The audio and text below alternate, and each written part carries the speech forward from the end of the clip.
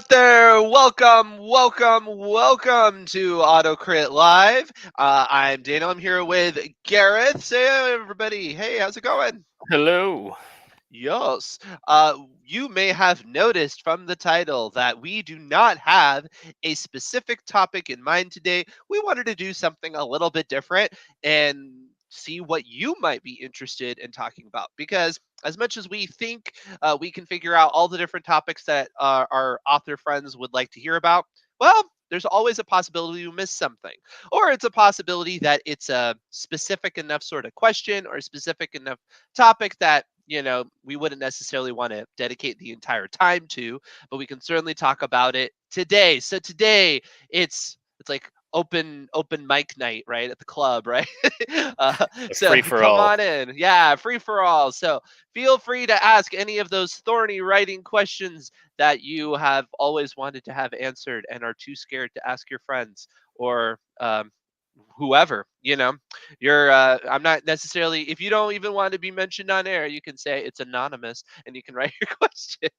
uh, we can have writer confessionals, but I'm curious to see what people want to talk about.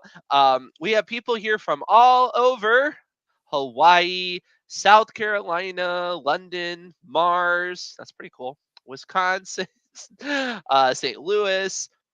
So yeah, so feel free, go ahead, and write any questions you have, and we can go ahead and talk about them. All right, here we have one. Oh wait, go ahead, I was Gareth. going to say, I think it's a good opportunity today as well. If you have any issues, with something you're writing or you're stuck on a story or anything like that, is use everybody that's here. So, we're all in the chat here. It's basically just a kind of sit down session all together for the art today. So, if you want a kind of variety of perspectives, feel free to help each other out in the chat as well. Answer any questions anybody has. Oh, that is very true. The wisdom of crowds, as they say. Okay, so we do have a question. What do you know about the places that supply reviews, the ones you pay for and the free one? Yes, there are places that will do things like that.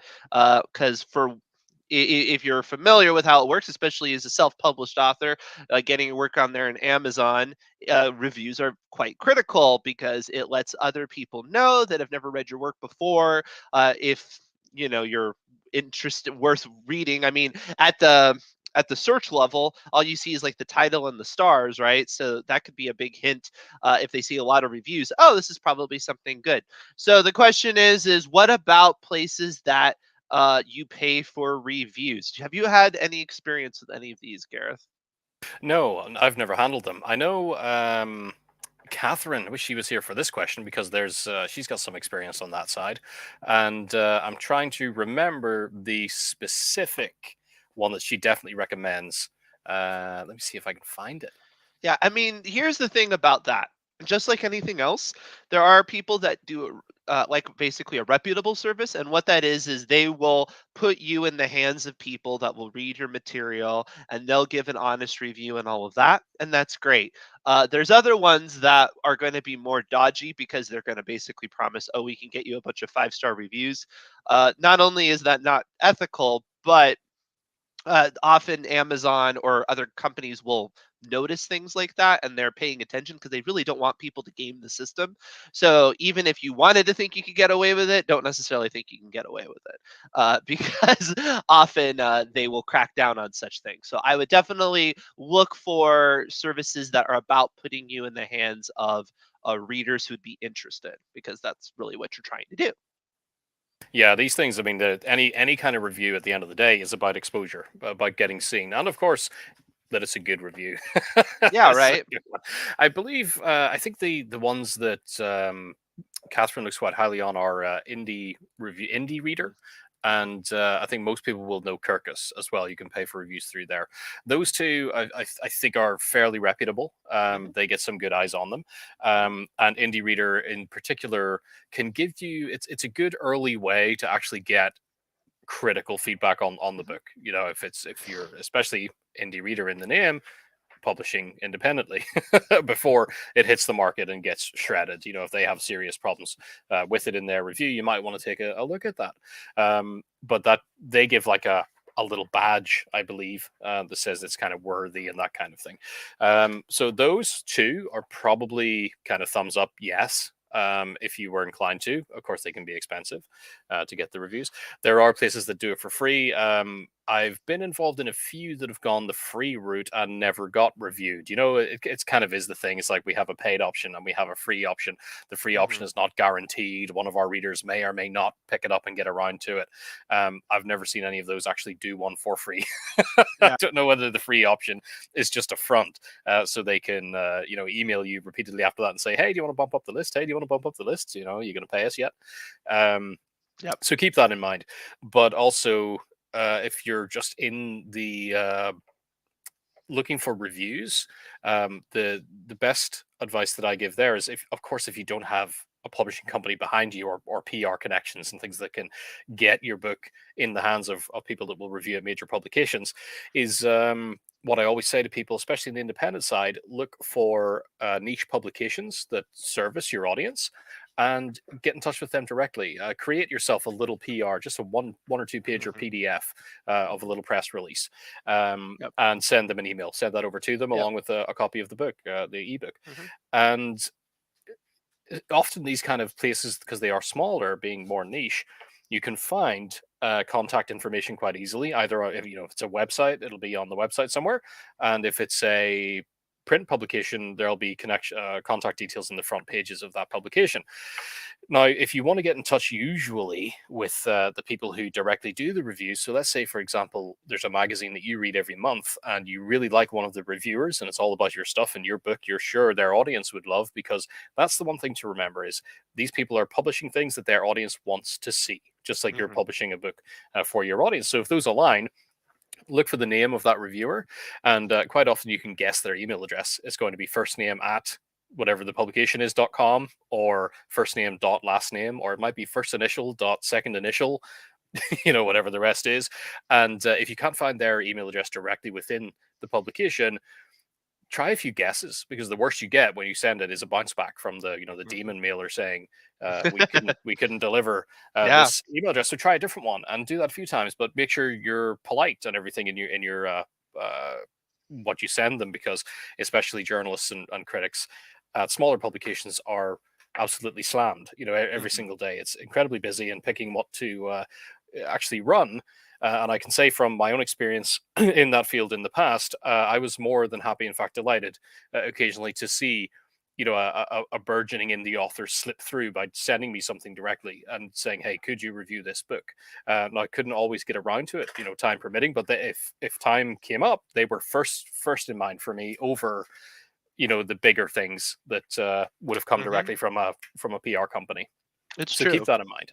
Yeah, it's true. A lot of people kind of frown on critics because it's like they're the big gatekeepers, right? And they're the first line of defense against the world liking you, kind of feels like. But I think of the end of Ratatouille, where you have the critic, and he makes the statement that one of the things that critics can do is provide um, a window to the new to the new artist, and to kind of invite the rest of the world to take new artists seriously. And critics do like to do that too.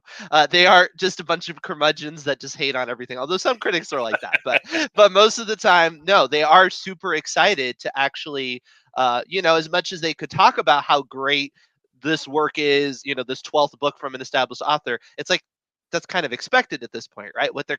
In some ways, they can feel more important and more of service to society if they can introduce somebody new. So that's a very good point, Gareth, about apprehension in approaching those people. It's Well, not that always the case. I think you nailed it. That's exactly how I used to feel, Daniel. Well, good. I'm glad. I mean, it makes perfect sense because that's, if your talent is you think you're really good at analyzing, and then you can put it out there and you can give a really good analytical push and be like, this is why you have to do it. I mean, I'm that way about things where I'll push it on people like, oh, you got to try that restaurant. No, you got to try. And I'll just harass them until they do it because I want them to succeed. Right. All right, let's move on. In a fast paced and short thriller, backstory should be A, prologue, or B, flashbacks. Hmm. I mean, my first choice would be neither of those things, Anna, and I work with Anna sometimes one on one, so I can kind of rib her a little bit. But let's say you're picking between the two. My gut would be prologue if the backstory is interesting, like it's something that by dramatizing you're putting the people in an interesting scene and something takes place. If it's more of like an emotional moment, then I guess flashbacks, but be very careful. What do you think, Gareth? Yeah, my preference would be neither. Right? My but the more nuanced answer to me is what fits the story best. Hmm. Um, just because something is a fast and short thriller doesn't mean either are applicable or neither. Hmm. It really depends on the story itself and where things are unfolding and how things are unfolding. Um, However, that said, in most cases, neither. You'll be able to tell the story without using either of them. Hmm. Because backstory is only applicable for what you need to understand the character's current conflict in that moment. And you can usually spoon feed the audience enough information or give them enough contextual clues that they can surmise the backstory without having to spill it all out one way or the other. I have read in several writing books that say good writers steal. Can you explain this more? And where does the stealing stop? Yes, this is a common expression. You'll hear. Usually, what I hear is good authors borrow, great artists steal, or something like that. Right? Uh, what this, what I usually get this from this statement, and maybe Gareth has a different interpretation because I think people do use it differently. But I've always gotten this is speaking to basic truths about drama and trying to get inspiration on a kind of a deep mechanical level and not worrying about it, because I think what it's getting at is some artists are like, oh well, in order to be creative I have to be like super avant-garde, and everybody starts with learning about the main character's motivation, but I want to be coy about that because that's really on the noise. And I think what this is trying to get at is, well, no, you should stand on the shoulders of giants. If somebody's doing something very well, you should look at it, put it under the microscope, whatever, do your little chemical, analysis of it and look at the elements and, yeah, steal those elements.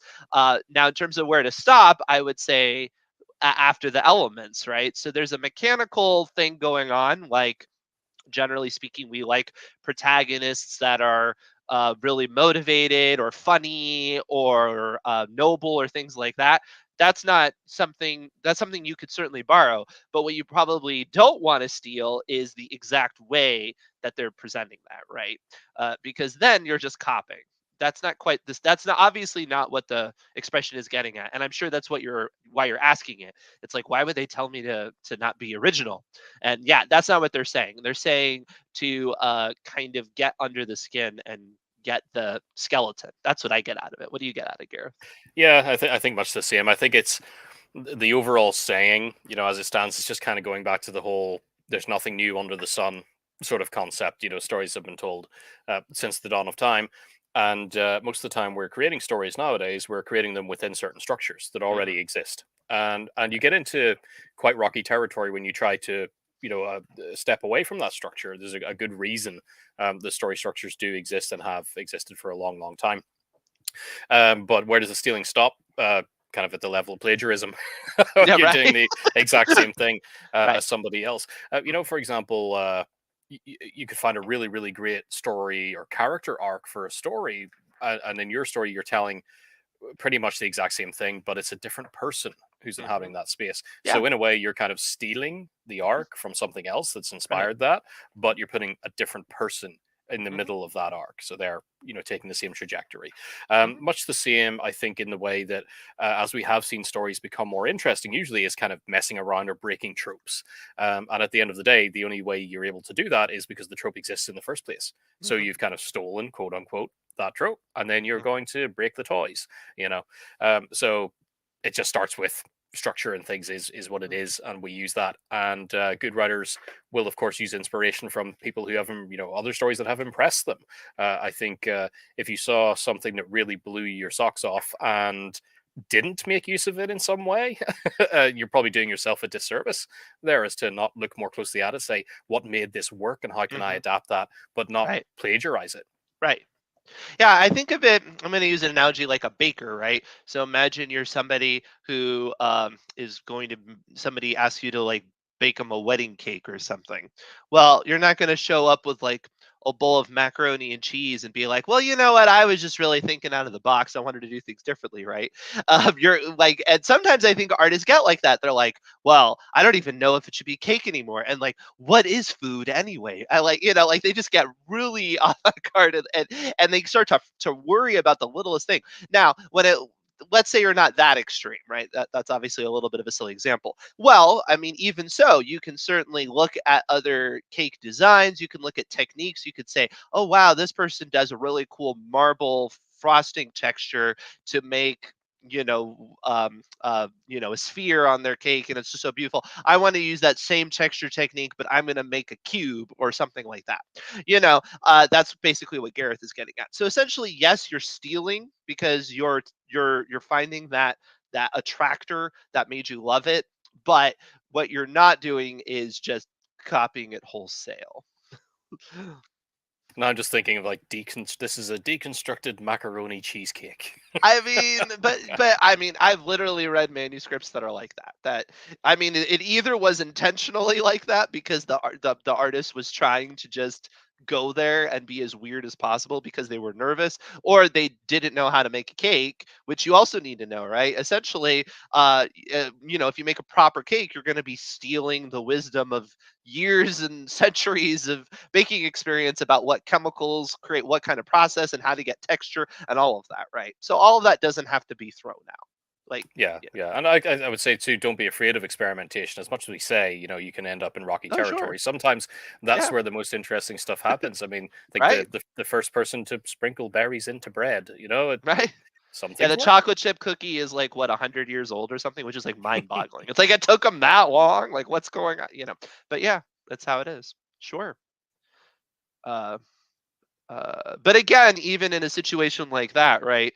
Um, a knowledge about what tastes tend to go well together is going to help you. Certainly for accessibility. It's obviously you can put anything out there, right? But most artists are looking to have some sort of conversation with somebody besides themselves.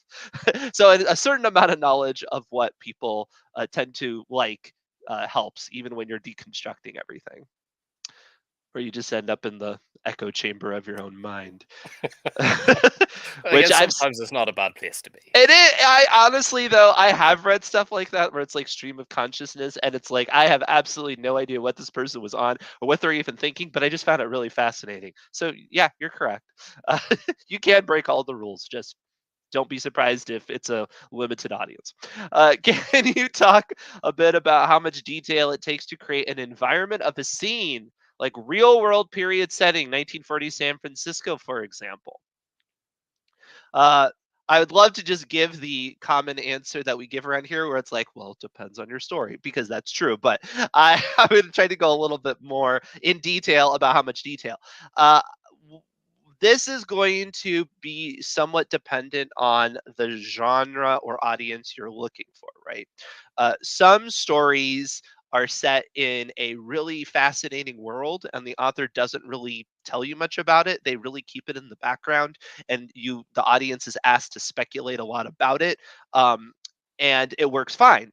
And then there's other artists that will talk about what might be considered a very mundane world, and do it in great detail, and it works out great, just because they're very good at writing it. They make talking about a trip to the grocery store sound interesting, um, and it works well for the context of the story. So I would say it really depends on similarity to think about who might read your book, and think of similarity to what else might be on their bookshelf in terms of how much richness you want to give the world, is basically my advice, because it's going to vary on the person. Now, from a mechanical standpoint, technically speaking, you don't really need any richness in the environment that isn't adding to like the main tension or conflict of the character exactly. It's just providing, because if it provides context for it, then technically, yes, it is giving you additional conflict or insight into the character, right? But if it's just kind of there to be there and it's just kind of pretty, like I said, the forgiveness of that in the audience is going to be based on the audience and what they're looking for out of the book. Gareth? Yeah, this one, the main thing that always kind of boils down to for me is thinking about what is the function of this setting, what's it doing, and by that I mean what are we supposed to feel, what kind of um, feeling is supposed to come from this environment, and that's part of kind of choosing a setting in the first place is for any given scene. For example, the difference between if somebody's walking alone on a cliffside and it's open and supposed to feel very desolate and bereft because that's what they're going through, walking through the wind, and they're at the shoreline, and you just look across the horizon and there's, yeah, maybe buildings and stuff, but they're really far away. They start to feel distant from the world is what's actually being built in a scene like that or a setting like that, versus something 1940 San Francisco is kind of when you're introducing a scene. Let's say somebody's in the street. What is it that the setting's doing? What's the energy that it's giving off? If you wanted 1940 San Francisco, no, I don't know exactly what that was like myself. I haven't researched that, but when I think of it, I think of again a kind of high energy in the streets. Maybe these old cars going back and forth, and people bustling, and maybe huddling under umbrellas. Somebody holding a newspaper over their head. Plenty of trilbies around there, probably. And what's going on there is that the situation. I don't know if the old noir thing of steam rising out of vents in the pavements is actually a thing. Maybe that's a New York thing. I don't know about San Francisco, but just think They about have an that. underground, so it might. Yeah. And so what are you trying to deliver with that setting? What's it kind of adding or reinforcing? About the emotional state of the characters at that moment. And also, you can find that it starts to what you want to be wary of is the pace dropping way too much because you've all of a sudden stopped to just dump in a load of individual details to kind of set that scene. It can be really tempting to think, okay, well, I've come into a location, I need to fully describe and set that location and everything about it, and then we can get on with the action. If you find yourself doing that and it does crawl for 3 or 4 paragraphs before you decide to move things on, well, just take all the information that you put in those few paragraphs and break it up. Give me a bit more character action after the first bit, and then the next bit you can gradually build that picture for me, but always keep an eye on that sense of place, the feeling and the tone, and what it's reinforcing about the characters in the moment. And if you ever feel like you're kind of slipping away from that, nix a detail or two. Just try to stay focused. Hopefully that helps. But it is, like I always say, it's a creative thing. There's no real, oh, it must be 20% this and Right. Yeah. 20% that. It just doesn't work that way. Mm. Yeah. I mean, the closest thing, if you're concerned and you want something kind of on that level, the closest thing I could say, like I said, is just to look at examples of similar authors to the type of person you think might read your book, and then just kind of do a quick, how much do they seem to spend on it, and then kind of eyeball it, and that gives you at least then you're in the ballpark, right? Yeah, That's definitely a great idea. Well, also, authors who your intended audience are reading, but also take a look at some of your favorite books on the shelf that really gave you great scenes, great settings, real environments that you felt a part of, and sit down with your highlighter, break down how the environment is described throughout a scene, and just see if you can track that for yourself. It's very much a worthwhile activity. hmm All right. This is a great question from Jack about resources guides about copyright sections of book. I don't think we currently do have this on the website, but it's a great idea, right? Gareth, do we have anything like this? We do not, but pretty much Great for this, idea. I use templates endlessly, and yeah, we'll see if we can get one together. Yeah, yeah, that might be a blog post at some point for sure. That sounds. Thank you. That's a great idea. We had a question about AutoCrit itself. Is there going to be a course on sci-fi? We have offered a sci-fi course in the past that I put together, and I do believe you may see it in the future. I wouldn't be surprised. So thank you for your interest on that.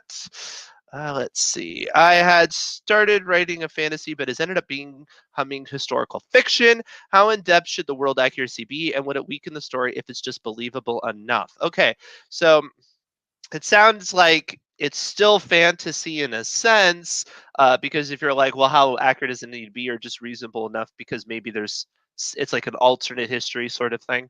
As soon as you throw in things like alternate history, well, you really are creating a world that's different than the world that we're in right now.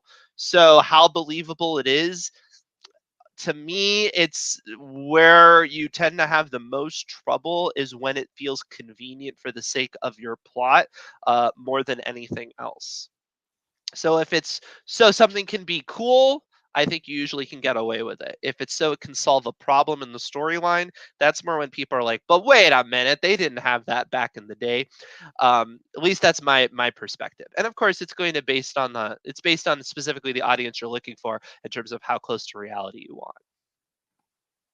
Yeah, sounds like alternate history. That's fine. Yeah, have as some long fun. as long as we're kind of knowledgeable that that's what it is going in, if you know what Right. I mean. Yeah. That early on you set the expectations that yeah, okay, this is set around historical events, but we're weirding it up. Maybe it's steampunk. You know, there's Yeah. actually different technology and things. As long as we understand quick enough Right. that that's what it is, it's fine, and it's a genuine subgenre, or it might even just be a genre, Mhm. alternate history. Yeah. So yeah, have fun with it. See Yeah. where it goes, and if you don't, if you think the fantasy might be going a bit too far, or you just don't want it to be fantasy anymore, you can change it. My dog's going mad. Just 1 second.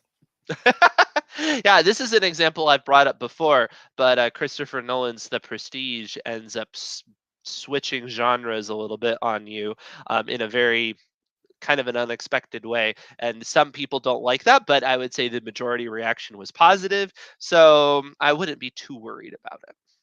And most recently, it's on my mind because I just watched it the other day. There was The King's Man. That new Mm, movie was released on Disney Plus, and yeah, that's just clear. I think it's World War I alternate hmm. history. It Yeah. just takes it in all sorts of zany directions. All right. I've heard several people who give advice about books, complaining about dialogue heavy text. How much dialogue is too much? Well, we're not going to be a broken record and say it depends on the book. But here's the thing about being dialogue heavy, right?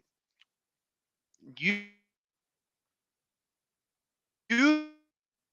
usually the dialogue not really too much dialogue per se. It's that the dialogue is not very interesting.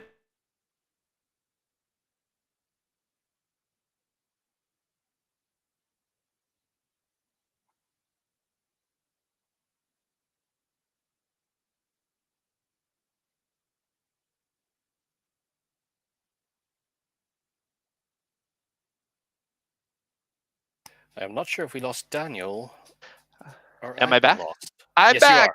Sorry about that. I thought it was me. Oh, maybe it was both of us. I don't know. Maybe it was StreamYard. I don't know. Anyway, we're back. What was I saying? Oh, I was talking about dialogue. Yes. I would say often when people are talking about dialogue heavy in a bad way, it's not necessarily that there's too much dialogue statistically, it's that the dialogue is not very interesting, because you can certainly have dialogue, I mean, almost completely dialogue. I've read stories that are almost completely dialogue and they were fine, because what they were talking about was incredibly engaging. So it could be that what you have is a lot of dialogue that is just not necessary.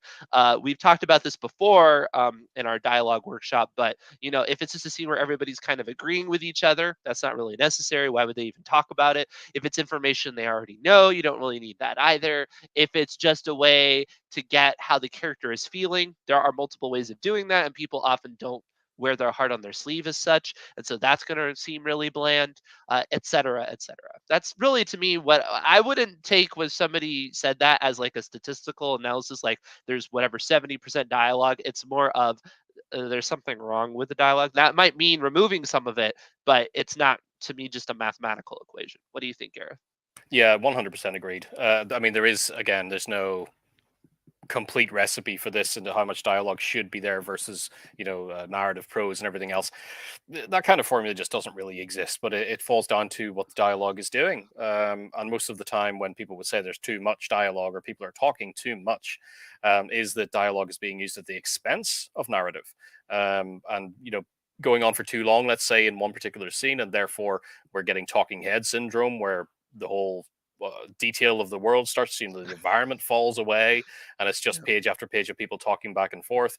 That's easily fixed by adding in more environmental detail by breaking Mhm. up the dialogue a little. So those things are done, but are easy to fix in that sense. But also, of course, I think one of the things we initially do quite a lot, certainly in early drafts, is superfluous scenes. Having things in there that we think have a really great effect, but ultimately don't need to be there.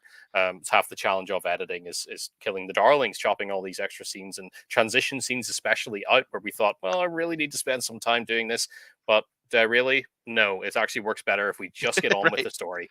Yep. So that kind of thing. They're all considerations, but I don't think there's really, too too much dialogue isn't a piece of criticism or feedback that I guess I could use. is the way I would think about it if I were getting feedback from somebody and they said there's too much dialogue. Is why do you feel that way? Mhm. That's Yeah, you more kind to of the have core of the to problem. you have to kind of guess because it could just be for whatever reason they have a hang up about people talking. But but my gut would be is that it means there's superfluous dialogue, not that. Most likely, yeah. Yeah. Okay, I have written a novel nearly 68,000 words without planning it first. Well, that's an accomplishment in of itself. I cannot get into a genre. What should I do? Shall I just start again? I sort of got carried away. It's a little bit hard to answer this question without seeing it, right? Because certainly we can all point to works where, if you want to talk about genre, it's kind of hard to put it into a box because it sits into different categories. And the only thing that's wrong about that, nothing's really wrong about it. The only thing that's problematic about that is that it might be hard to sell it or market it to somebody, get people to read it because it's hard to say it's like this if it's not really like anything, right? But when you say I'm a little bit concerned with the way you say I sort of got carried away because if you truly are concerned that it's just unfocused, right? And so maybe you had a subplot that was like, I don't know, a romantic subplot and it kind of took over your story and what was supposed to be a thriller has kind of become a romance. That can be a problem because it could be that your subplots are taking over, or it could be that you didn't have focus about what the main conflict was. So I'm not sure if that's your issue, but certainly that is something to keep in mind, especially since you didn't plan this in advance, right? If you're discovery writing or gardening your story, often you do have to trim a lot because your plant will grow in a million directions, and then you have to figure out what actually is your tree, and not just growth. So maybe that's what you need to do, but just because you can't classify into a genre, I wouldn't panic for that. Yeah, I think that's a good analogy. What is this tree? This is kind of Right? get a little clear on that. Right. Now you did have at the end, shall I just start again? Now I wouldn't necessarily say start again as in start over, but you do need to go back to the beginning. Mm, And certainly with an idea now of where the book actually goes, what kind of experience it is as currently written, um, read it through, figure out for yourself where it may fall right now. Because, like Daniel says, genre is just category. It does, of course, come with the weight of expectation and everything that's built into what genre, fully defines genre. But we have all sorts of mixes and crossovers and subgenres and everything going around on in the middle that a little bit of a mix, something offbeat, can actually be really interesting, can be mhm, groundbreaking, in fact, in mhm, some spaces.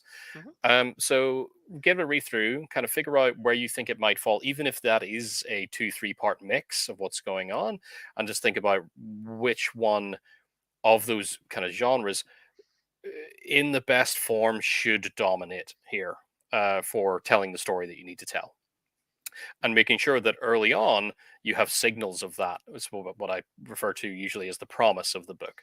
Mhm. What's buried very quickly that I get that this is the overriding or the defining sort of genre. And then it can go all weird and add extra things and mix around. But as long as Yep. that promise is held, you're good. So definitely, yeah, do go back to the beginning, but I don't think start all over again. It's kind of pick at it yourself and pull it apart and see what you find most interesting about it too. Because it's got to be rewarding for you on a creative level.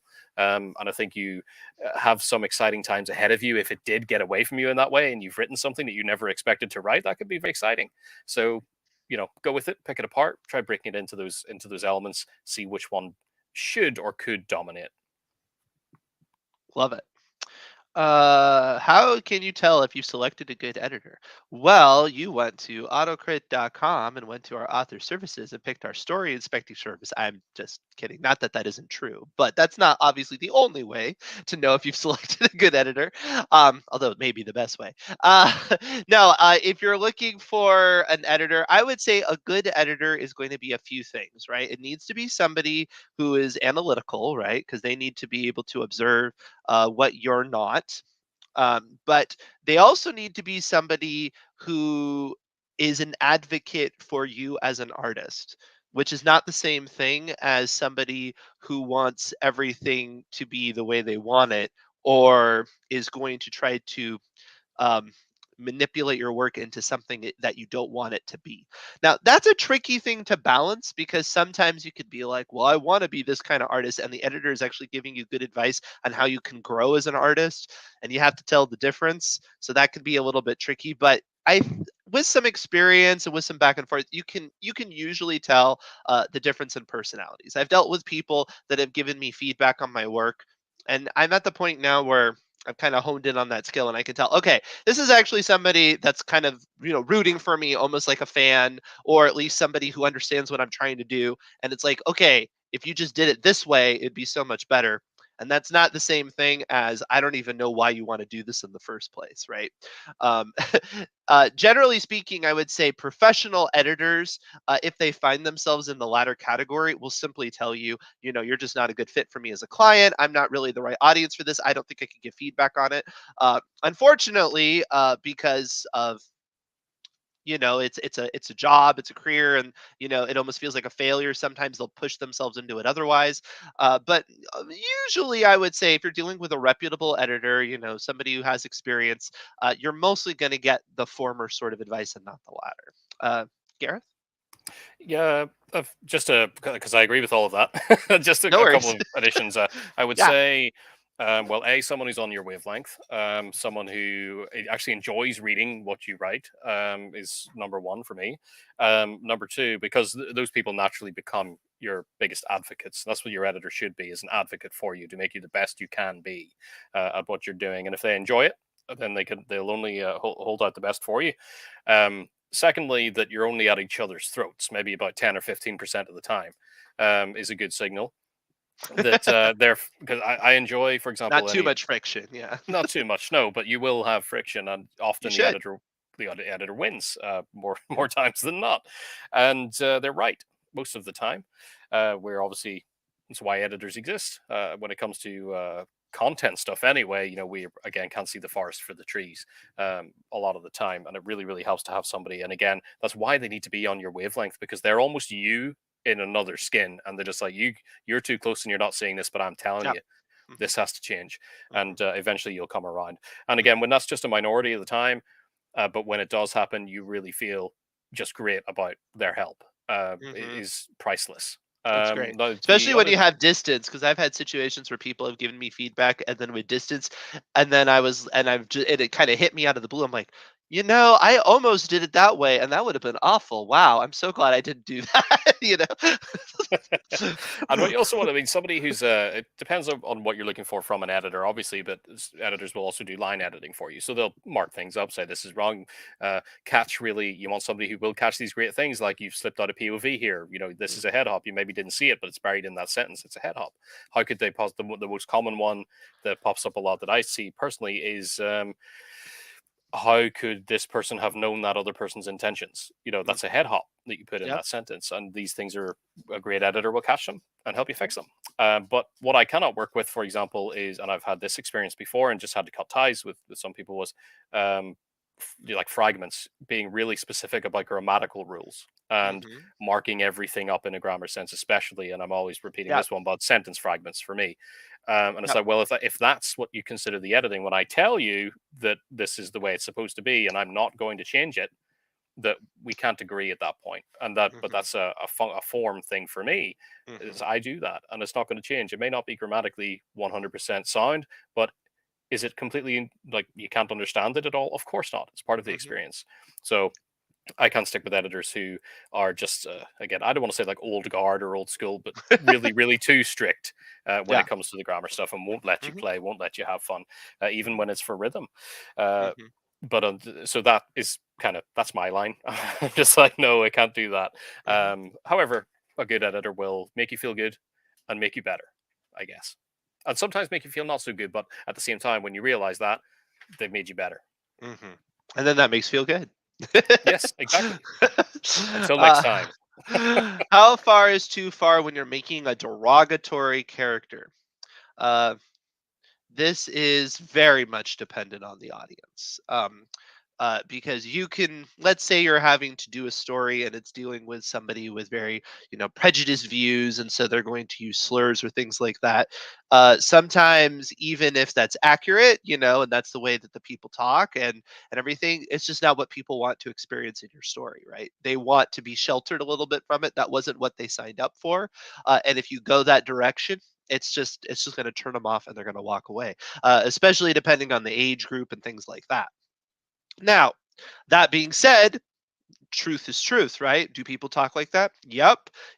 Can you go down the path of human depravity in your fiction? Of course you can. People do it all the time. Just realize some people won't want to follow you down that path. Some people are okay with it to a point, and some people are fine going the whole hog. Now, if your question is how far to make them derogatory and likable, again, that's that's tricky too, because depending on the line that the audience has, and they're like, well, I can't ever think that somebody with this viewpoint or this worldview is anything but a contemptible person, so I've just written them off. That can happen, but again, fiction does that all the time, and sometimes it will challenge you and it will present you with a character that will have viewpoints that you hate, and then you find yourself kind of empathizing them in other ways, and it's really fascinating. And I actually really like works like that, and there are other people that like works like that. So it's kind of a non-answer in a sense. It's like find your audience, but I'm just letting you know what's at stake when you do that. Gareth? Yeah, it's all audience at this point. Characters like that are primarily content. That's all they are, part of the story content. And different stories are meant for different people and different audiences. And of course, based on that, different publishers may or may not want to pick it up. And different platforms may or may not want it on their platform. It's just the way it is. And you can push that as far as you like, or really pull it back. But I guess the more extreme you go, the more extreme audience, the more niche audience you're obviously going into, because, like Yep. Daniel says, very few people want to really get nasty, Right. when it comes to characters. Yep. But I think some of those characters can be great. Like Daniel says, I'm a big fan of these kind of characters that come in and appear really dysfunctional and repugnant, and there's almost a redemptive arc there as they come around, Mhm. or at least appear that way to begin with, and then you Mhm. start to see what's underneath, and they become a more heroic figure because they're nuanced people. They're not so much balanced people most of the time, but they're at least three dimensional, and that's more for me Yep. something to chew on when it comes to the story. It's more to think about. I'm not so Mhm. much a fan of just plain, you know, Mhm. straight things that aren't really challenging. I like to be challenged, Mhm. but many people don't, and Mhm. that's something you just have to kind of reckon with. Yep. Do as you will, and see what happens. Yep. And it's like the difference between somebody who goes for steak and potatoes and the person who goes for the latest, gastronomical experiment, right? Some people, nope, they're just not going to do it. That's not what they want. They want you to cook their steak really well, and there's nothing wrong with that. There's an art to that, but there's also an art to creating something that's challenging on your palate. So depends on the kind of artist you want to be. Yeah, yeah. I've a fridge full of hot sauce. I like it spicy. I like it spicy too. Character descriptions. It seems like character descriptions are getting shorter and shorter. Is that a trend? I think what you're getting at is actually a trend in general for succinctness, if that's a word. I think it is.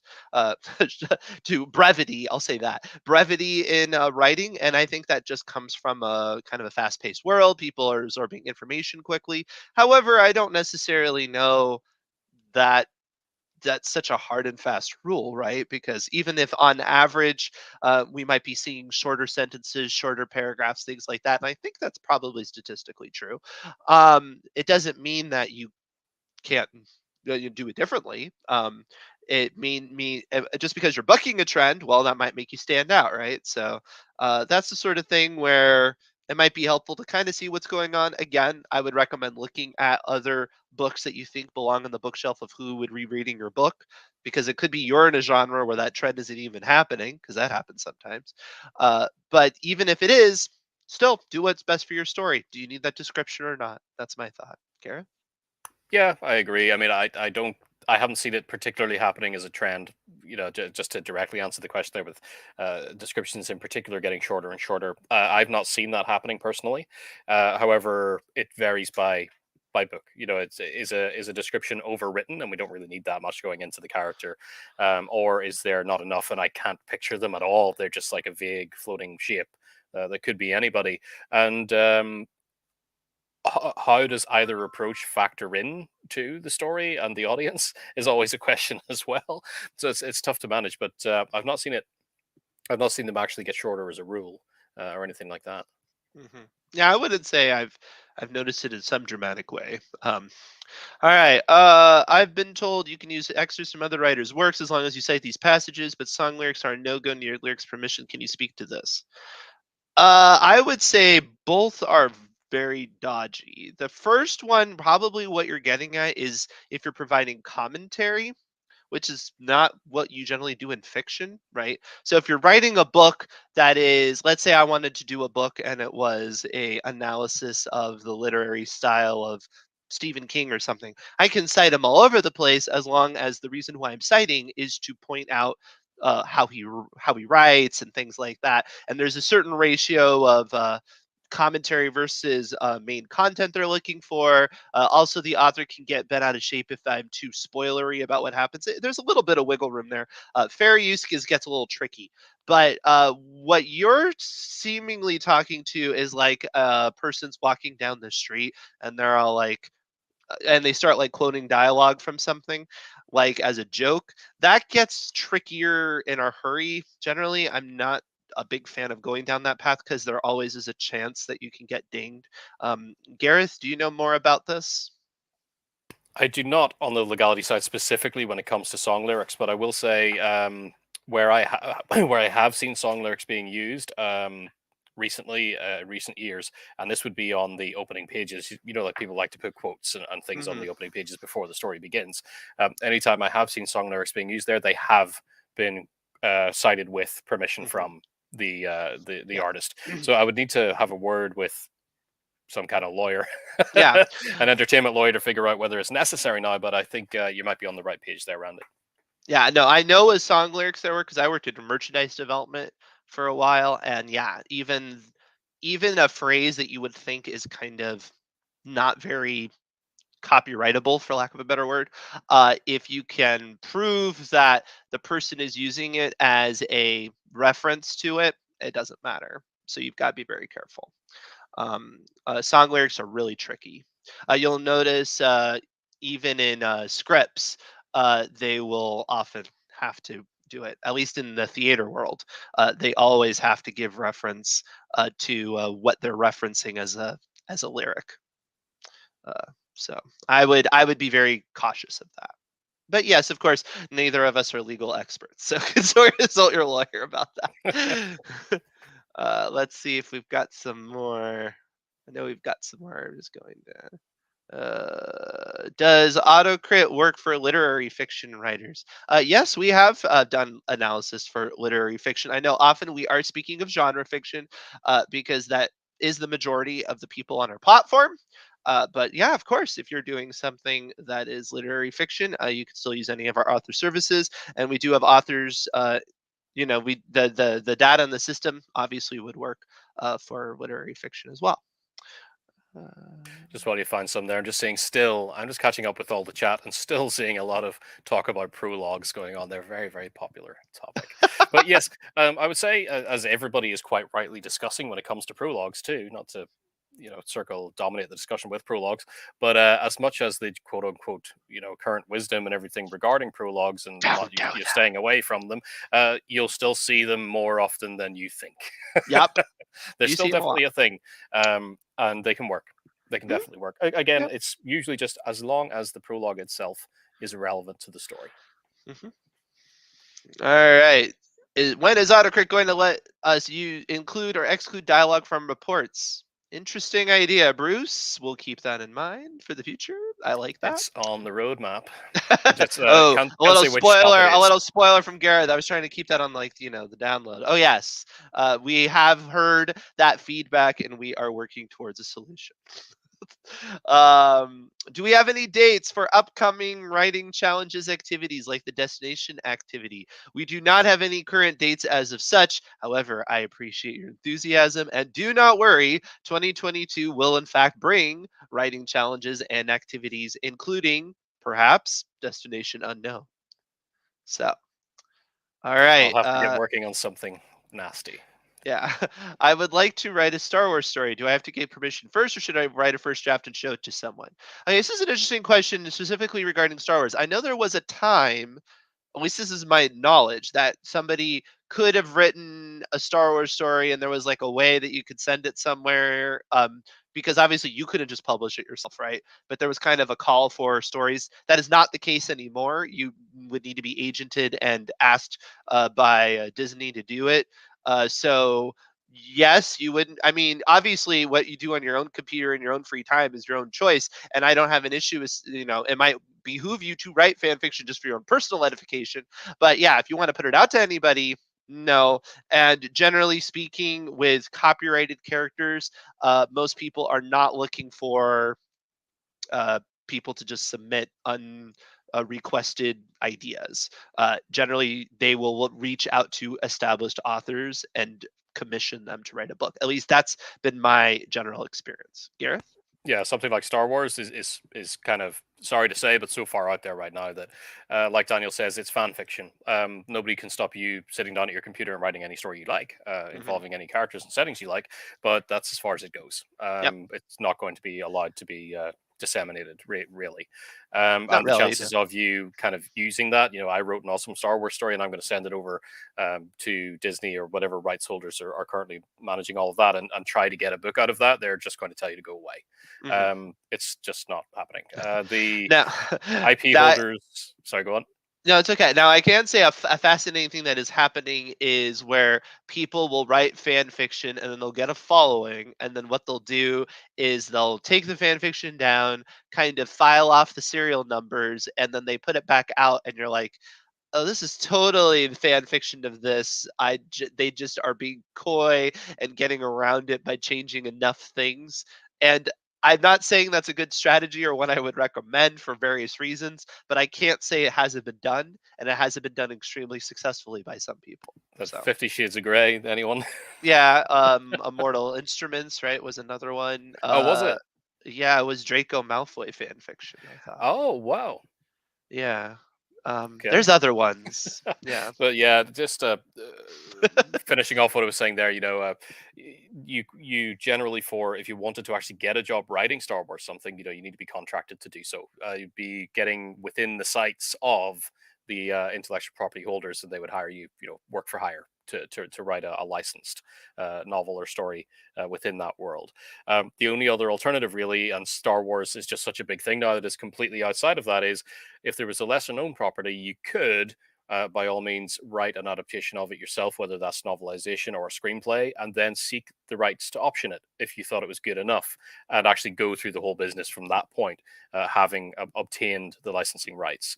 But without them, there's really nothing you can do with it. But if it keeps you entertained and flexes the muscles and helps keep you writing, a little bit of fan fiction can keep your heart pumping.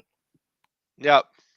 I think my favorite story was the One Direction fan fiction that became like this incredibly big because they had such a plot. They're like on Wattpad or something, this big following, and they got like a huge deal, and everyone was like, "What?" Because it was fan fiction about the band One Direction. It just goes to show you, though, as much as we talk about, you know, the way to do things, and sometimes you do you, and it'll work out. But yeah, not always the wisest idea. Now, we certainly are not going to get through all of our questions. I appreciate these questions, though, and I'm going to try to go through this chat, and we can certainly get inspiration potentially for some upcoming shows. So I really appreciate it. So if you have not had your question answered, don't worry. We're going to be here every week. So we'll get to a lot of these points at some time. Let's do them. I'm just trying to go through them basically in order. Taking chapters that follow three separate characters and a mosaic that shows them at the same time in different places and make one chapter per character. How to do without losing pacing. So what it sounds like is I think I'm getting this right, is you have a scene and then you kind of go back to the beginning of that scene in a different character's point of view, and then you go back to the same scene in another character's point of view. If that's what you're doing, I can understand why you would be concerned about losing pacing. I'm not saying you can't do that because you can do anything. What I would say is, I certainly hope that the viewpoints of the three characters are quite different. And I would also say that the information that they should know should be quite different. So there's tension involved with who's at what place in the story, because that would help with your pacing. Like, for example, imagine it's like a mystery and like one of them is the killer and we know it the whole time, and then one of them is the person trying to find the killer, and going back and forth with those two characters even in the same scene. I could see that working well, even having a repeat, because it's like, oh, what were they doing that whole time, and that wouldn't necessarily ruin the pace. But if it's not that dramatic of a difference, I would be concerned whether or not mechanically you're just not making your life difficult on yourself, and maybe you don't need to do that. Gareth? Yeah, it sounds like breaking it up into one chapter per character is necessarily going to kill the pacing, and that's not just by virtue of put it this way: if you were going to switch between the three characters within the flow of a single scene, I would say kind of go back against that. This probably one of the only situations in which I would go back on my usual thing, which is to say just chapter instead of scene. Um, have them all within the same chapter. Just use Hmm. scene breaks in between as you switch, so you kind of signal to us which Yeah. character we're now moving into. Because when it's all together on the same page like that, it keeps it continuous. If we Hmm. got to the end of a page, there's half a blank. Let's say half that final page is blank, and I got to turn, and then it's a chapter heading, chapter 31, and then we pick up where we were. It has still caused a necessary break in the flow, and that will subconsciously pull the pacing down a little before Hmm. we move on, even though the action's continuous.